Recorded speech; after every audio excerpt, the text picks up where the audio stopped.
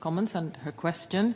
We now also have a request from distinguished delegate representing the Pan-African Intergovernmental Agency for Water and Sanitation to make a comment.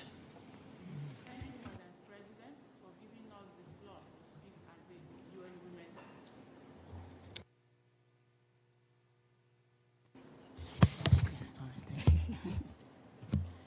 Thank you, Madam President, for giving us this opportunity to speak at this intervention executive board meeting of the UN Women. It is an honor for the Permanent Observer Mission of Water and Sanitation in Africa to present the intervention statement at this executive board at a time when the global community is reimagining the prevailing gender equality from Beijing Women Conference and Sustainable Development to the acknowledgement of the committed efforts of UN Women in the 30 years journey of Beijing Conference.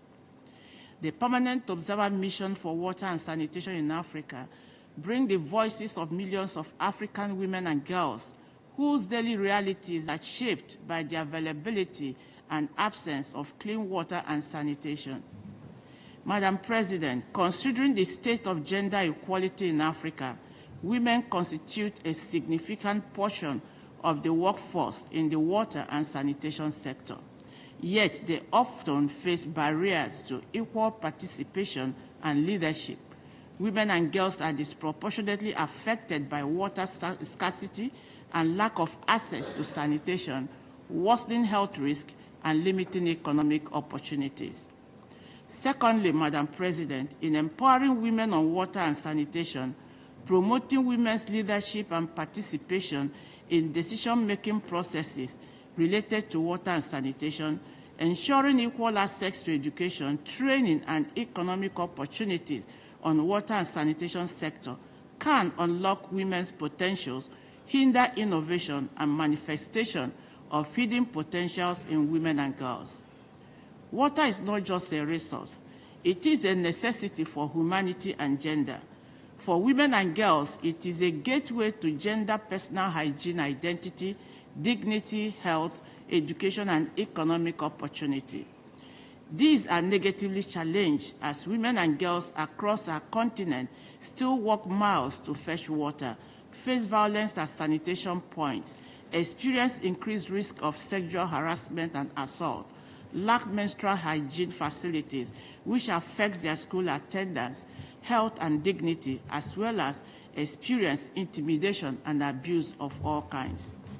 Madam President, our mission commends the UN Women's forward-looking strategic plan for 2026 to 2029, which positions gender-responsive water and sanitation as a pillar of resilience and empowerment.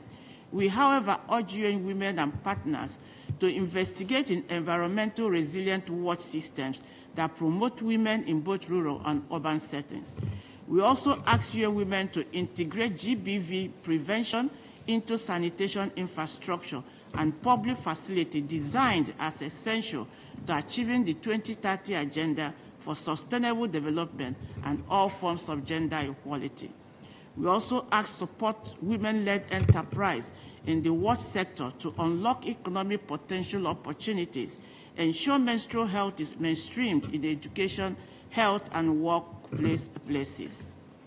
In conclusion, Madam President, through our mission project, Science-Based Solutions for Water and Sanitation, we ask for the spirit of partnership to work together with UN Women and national offices of UN Women to ensure that Africa's water and sanitation agenda is not only inclusive but transformative in driving momentum from the Beijing at 30 to a better together in building together a future that strengthens gender-inclusive multilateralism for all women and girls. We really and actually look forward to this. Thank you, UN Women, for the opportunity granted to our mission to make this first intervention statement from IGO. Thank you.